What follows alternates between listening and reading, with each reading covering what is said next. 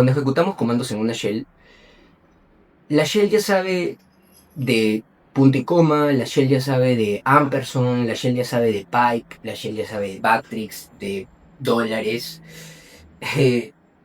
¿Cómo lo sabe? ¿Y en qué momento lo entiende principalmente?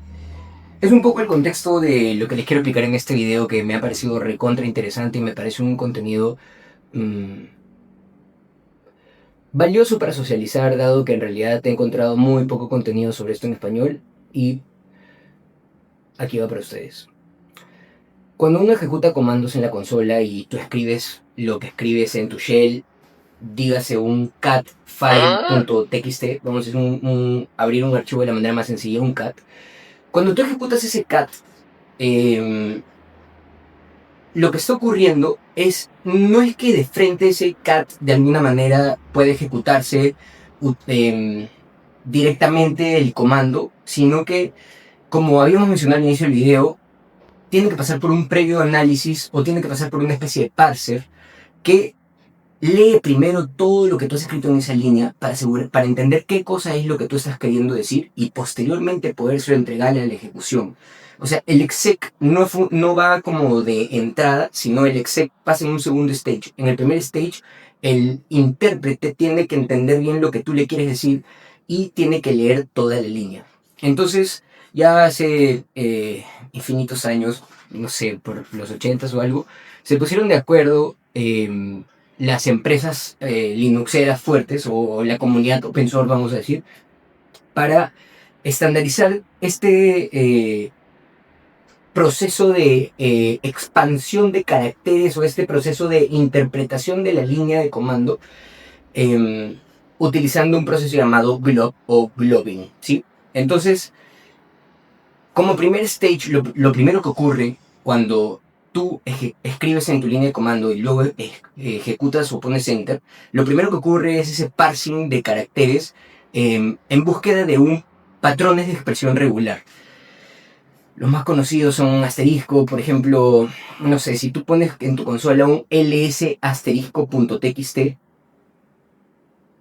primero lo que ocurre es que la librería glob.h va a hacer una expansión de ese asterisco .txt, ejecutando primero una interpretación o expansión del resultado que podría generar ese asterisco, que vendría a ser todo el output del directorio actual. Entonces, básicamente con eso estamos diciendo que el asterisco se va a convertir en texto antes que se ejecute en la consola, ¿sí? Entonces, esto tiene una capacidad muy interesante y en realidad la técnica que les quiero explicar ahora va mucho hacia el lado de bypass. Realmente también tiene mucha utilidad para el tema de backdooring, que no está tanto asociado a un pentest, pero sigue siendo interesante para conocer todo el approach al momento de hacer una forencia o entender el contexto general de cómo funciona el globbing como tal. Entonces, como primer ejercicio o primera abstracción, lo primero que quiero que hagamos es entender que hay una diferencia o que tengamos clara la diferencia entre que nosotros vayamos a hacer como un cat archivo, un ls, y luego hagamos un grep, un pipe, un grep txt y que hagamos un ls asterisco.txt. En el primer ejemplo, si yo hago un ls y luego hago un pipe y luego un grep y busco los txt, lo que va a pasar es que la consola va a ejecutar el ls y luego va a proceder a hacerle un grep a ese resultado del ls. En cambio, si yo hago un ls asterisco.txt, lo que va a ocurrir es que en la misma línea, el bash o la shell lo que va a interpretar ya no va a ser un ls asterisco, sino que va a convertir ese asterisco en todos los archivos .txt y va a ser un ls todos los archivos .txt. Va a ser una expansión previa a la ejecución, ¿sí? Y ahí hay una ventaja para poder hacer bypass, para poder hacer un backdooring súper intenso, etcétera, etcétera. Entonces, carpeta demo, yo tengo una carpeta llamada ID. Y lo primero que quiero que se entienda es esta usabilidad de la expansión. Entonces para esto yo voy a primero navegar a la carpeta ID, ingreso a la carpeta ID y dentro voy a crear un archivo con el valor 1 que se va a llamar foo.txt, ¿sí? Entonces, regreso al directorio demo, aquí tengo la carpeta, vamos a asegurarnos que es una carpeta. Tengo la carpeta ID aquí, vamos a hacer un clear. Y ahora, si yo hago un ls asterisco aquí, lo que está ocurriendo es que el ls asterisco, antes de ejecutarse, está expandiendo el asterisco a todas las posibilidades que estén aquí en esta carpeta. Como la única posibilidad es ID, lo que está ocurriendo es que el ls asterisco es lo mismo que yo hacer un lsid y el resultado es el mismo. Y aquí viene el concepto del bypass o de la ejecución arbitraria de comandos que puede llegar a tener algo como esto, y es el siguiente. Si yo aquí ejecuto ID así de esta manera y lo intento autocompletar, me va a intentar autocompletar la carpeta, ¿no? El nombre de la carpeta, y es correcto. Ahora, una vez más, hago un ls, veo que yo tengo una carpeta ID. Si yo hago un ls asterisco, me va a mostrar el contenido de la carpeta ID, pero este comando en que se está transformando en, una vez más, ls ID. Ahora, si estamos de acuerdo en que estos dos caracteres están reemplazando el asterisco, ¿qué ocurriría si yo, en vez de darle LSID, le doy directamente asterisco, que vendría a ser lo mismo que ID? Si yo estoy diciendo que el ls asterisco se expande a lsid, lo que también estaría diciendo es que si yo pongo aquí asterisco, esto representaría únicamente ID. Entonces, si yo ejecuto este comando, boom, ejecución de comando, ¿sí?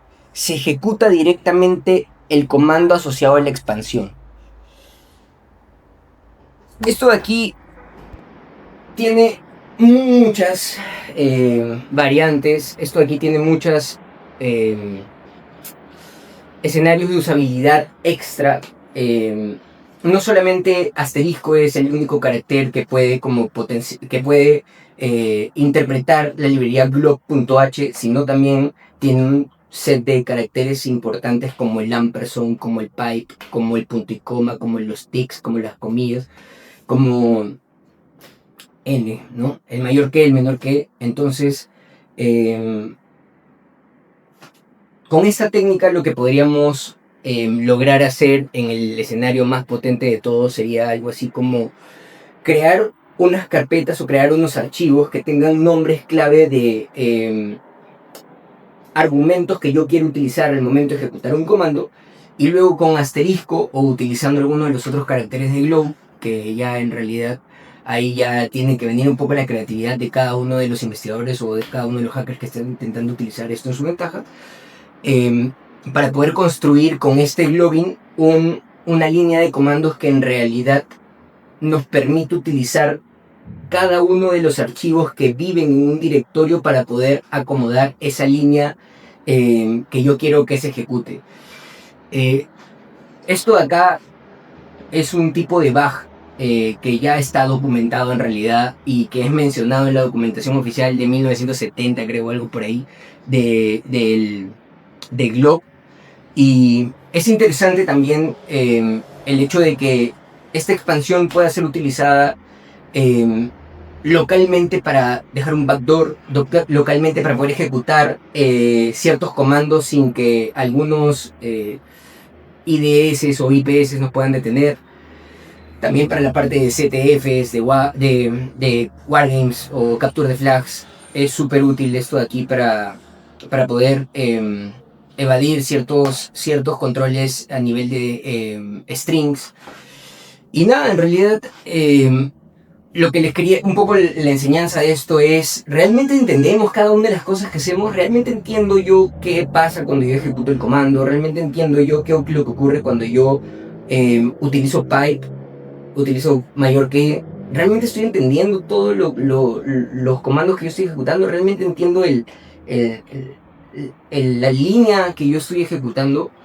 Entonces nada, gente, síganme en las distintas redes sociales, síganme en Instagram, síganme en Twitter, bueno, X, síganme, únanse al canal de Discord, que ahí este contenido del Globing está plenamente documentado en un archivo .txt, les he hecho un write-up con algunos ejemplos, he incluido algunos CVs que ya hablan de esto, que en realidad son CVs poco documentados o poco explorados, justamente por el tema de el impacto también que puede generar como una vulnerabilidad como esta. Y nada, gente, espero que haya quedado súper claro el tema del globing, de qué se trata, cómo funciona. Y nada, hasta el próximo hack.